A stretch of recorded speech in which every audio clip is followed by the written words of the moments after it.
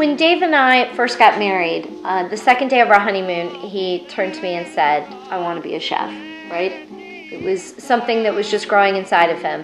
I was working at a pharmaceutical company, so was he. We decided to literally quit our jobs, move to Italy, and we spent 6 months while we were there going to culinary school, the master's program that we went through, learning everything from making gelato, pasta, cheese, you name it. And then we spent 2 months traveling all 20 regions of Italy, just from a food and wine perspective. And since we've been back, that was 7 years ago, since we've been back and we've been on this journey where we're making cheese now, when people hear our story, the number one thing we hear from them is, wow, I wish I could quit my job and move to Italy, right? And have that experience there.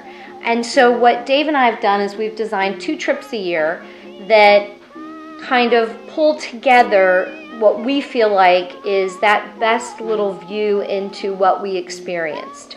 The one we take over in the spring takes you actually down into a region that very few Americans actually visit, Calabria, which is the toe of Italy, and over into Sicily.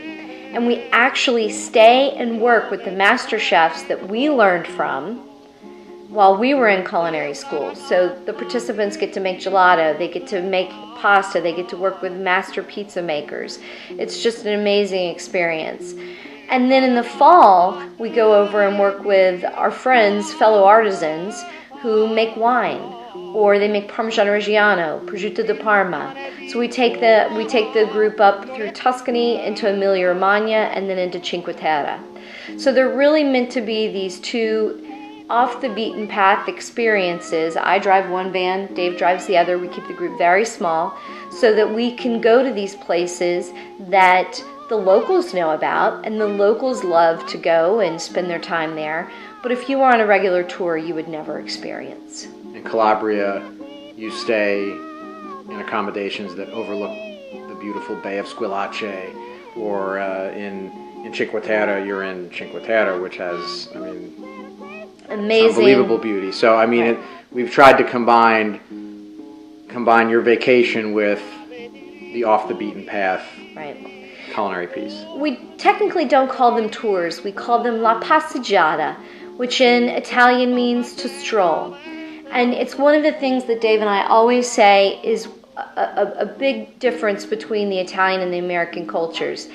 Every day at 7 o'clock, around there, no matter how big or small the town is, Spring Grove, New York City, everyone comes out and takes an hour stroll before they have their dinner. Now, they also have a nap in the middle of the day, which is great, but it just is a sense of community that they have there. It's their pace of life that is very different. We always laugh that one of our favorite sayings in Italian is domani mattina, which means tomorrow morning. Why do today what we could do tomorrow morning?